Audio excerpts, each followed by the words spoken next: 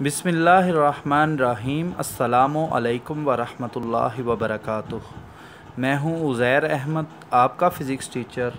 आप देख रहे हैं YouTube channel science and math with Uzair Ahmed. आज की इस वीडियो में हम एफएससी पार्ट 2 की फ़िज़िक्स का न्यूमेरिकल नंबर 12.2 सॉल्व करेंगे। न्यूमेरिकल की स्टेटमेंट है, calculate vectorially the net electrostatic force on Q as shown in figure. Figure आपके सामने ड्रा की गई है। हमारे पास तीन चार्जेस हैं, Q1, Q2 और Q। Q1 जो है वो भी Q पर फोर्स लगाता है, Q2 जो है वो भी Q पर फोर्स लगाता है। Q1 और Q2 दोनों पॉजिटिव हैं, तो लिहाजा Q1 Q के ऊपर जो फोर्स लगाएगा F1 वो रिपल्सिव होगी और ऊपर की सिमत में होगी। Q2 नेगेटिव चार्ज है और Q पॉजिटिव चार्ज है, तो Q2 Q के ऊपर जो फोर्स लगाएगा वो अट्रैक्टिव होगी और नीचे की सिमत में होगी। Q1 की जो फोर्स लगेगी Q के ऊपर वो एंगल थीटा बनाएगी, क्योंकि ये एंगल नीचे थीटा बन रहा है, तो लिहाजा फोर्स भी इसी लाइन ऑफ एक्शन के अलांग लगेगी, तो लिहाजा ये एंगल भी थीटा होगा और गिवन एंगल भी हमारे पास थीटा है। सिमिलरली फोर्स F2 भी पॉजिटिव एक्स एक्सिस के साथ एंगल थीटा बनाएगी और distance between charge Q and Q1 ये 1 मीटर है। इसी तरह distance between charge Q and Q2 ये भी 1 मीटर है और ये दरमियान में आल्टीट्यूड जो है उसका डिस्टेंस जो है आल्टीट्यूड 0.8 मीटर है और ये 0.60 मीटर। ये सारी चीज़ें फिगर में हमें दी हुई हैं। डाटा हमने लिखा Q1 is equal to 1 microcoulomb 1 multiplied by 10⁻⁻6 coulomb. Q2 is equal to -1 microcoulomb या -1 multiplied by 10⁻⁻6 coulomb. Q4 microcoulomb. R1 AC के बराबर है जो कि 1 मीटर है और R2 BC के बराबर है जो कि 1 मीटर है। हमने नेट फोर्स फाइंड करनी है। उससे पहले हम F1 और F2 की मैग्नीट्यूड फाइंड करेंगे। F1 और F2 की मैग्नीट्यूड, F2 नीचे है, F1 ऊपर की सिमत में एक्ट कर रही है।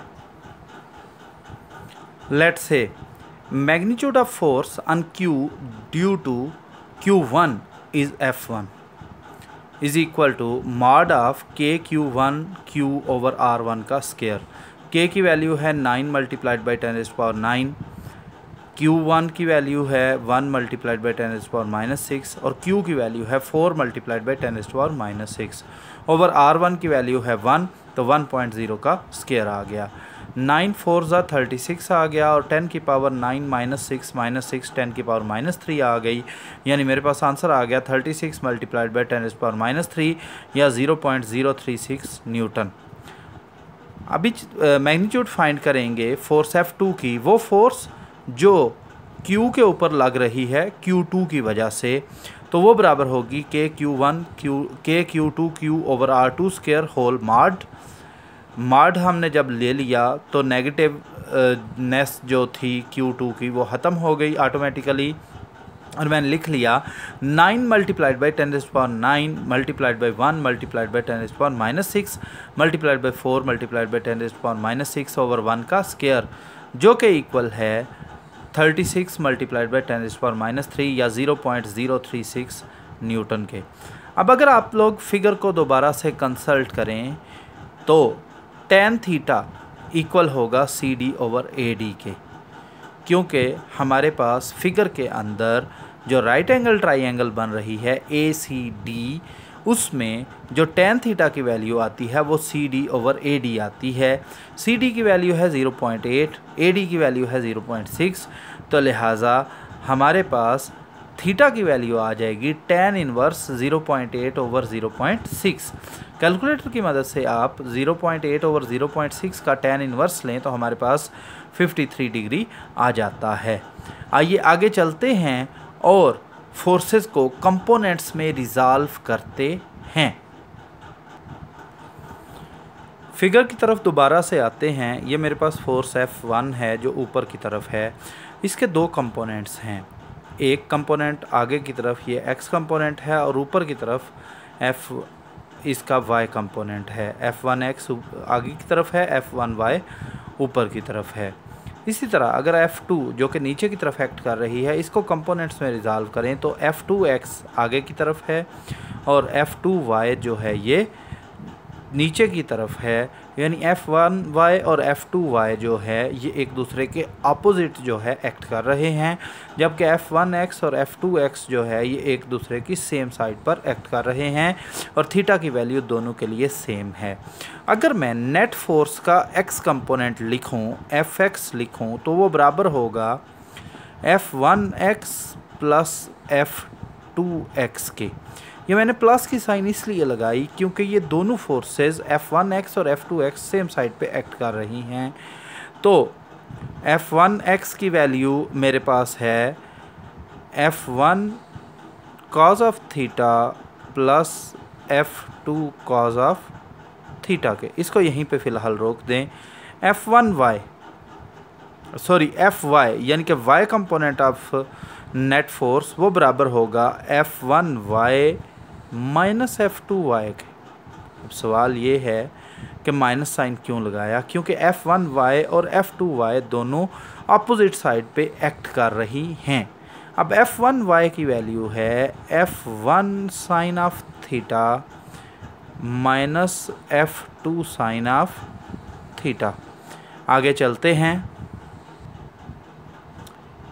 fx होगा हमारे पास f1 cos theta plus f2 cos theta के। f1 की वैल्यू है 0.036 cos theta cos 53 plus f2 की वैल्यू भी हमारे पास 0.036 है और cos थीटा cos 53 आ जाएगा। अब 0.036 को अगर आप cos 53 के साथ मल्टीप्लाई करें with the help of A calculator तो आप वैल्यू हासिल करेंगे 0.022 और इसी तरह यहाँ पर भी 0.036 मल्टीप्लाइड बाई cos 53 हमें देगा 0.022। जब दोनों को सम कर लेंगे तो हमारे पास आ जाएगा 0.044 न्यूटन। सिमिलरली fy हमारे पास होगा f1 sine theta minus f2 sine theta. पीछे हम देख चुके हैं वीडियो में कि fy बराबर होता था f1y minus f2y। Negative sign f2 के साथ इसलिए आई थी कि हमने फिगर में देखा कि f2 का जो y कंपोनेंट है वो नीचे की जानब एक्ट कर रहा है, नेगेटिव y की सीमत में एक्ट कर रहा है, लिहाजा f1 sine theta minus f2 sine theta आएगा। f1 की value 0.036 sine 53 degree minus 0.036 sine 53 degree. ये दोनों सेम क्वांटिटीज़ आ रही हैं तो दोनों एक दूसरे के साथ कैंसिल हो जाएंगी क्योंकि नेगेटिव हो रही हैं, तो हमारे पास fy आ जाएगा 0 न्यूटन। अब हम अगर फोर्स F लिखें तो फोर्स F उसके रेक्टेंगुलर कंपोनेंट्स की मदद से लिखी जा सकती है fx into I unit vector plus fy into J unit vector.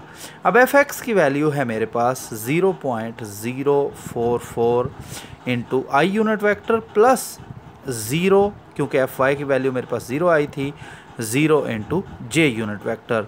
या 0 वाली क्वांटिटी को डिस्कार्ड कर देते हैं तो मेरे पास फोर्स नेट फोर्स की वैल्यू आ जाएगी 0.044 into I unit vector.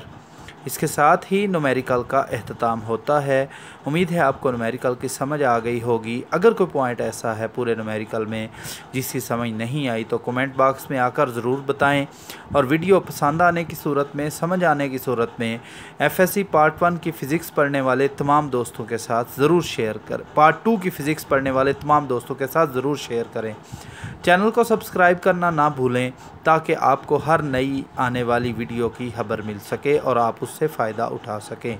Uzair Ahmad की तरफ से आप सबको अल्लाह हाफिज़।